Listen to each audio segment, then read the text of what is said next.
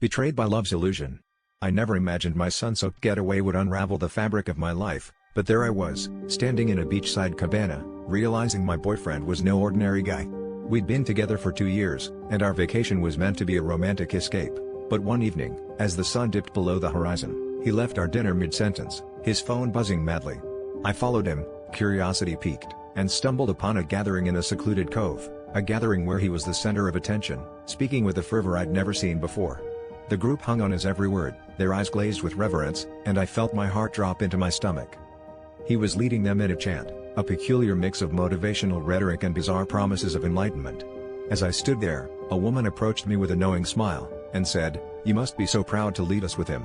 My mind reeled at the implication. I was unknowingly part of this madness. I confronted him later, my voice shaking with disbelief and betrayal. He was calm, disturbingly so, as he explained how I'd inspired him, how my influence had unknowingly shaped their teachings. It was never meant to be a secret, he said, but his eyes told a different story, a story of manipulation and control. Our argument was explosive, raw emotions tearing through the facade of our relationship. I demanded answers, but he deflected with grandiose visions of our future together, leading his followers to a higher purpose. I realized then that our love was built on lies, that I was a pawn in his twisted game. Desperation clawed at me, and I knew I had to escape, but fear gripped me, fear of what he might do to keep me in his web. He tried to soothe me with promises of love and devotion, but the cracks had spread too far, the illusion shattered beyond repair. In the end, I fled that night, leaving behind the life I thought I knew.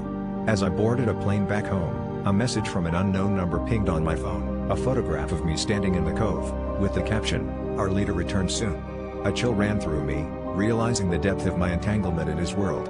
The internal conflict raged on, part of me tempted to expose him, part of me terrified of the consequences. I'd escaped physically, but the emotional scars lingered, a constant reminder of how close I came to losing myself in someone else's dark fantasy.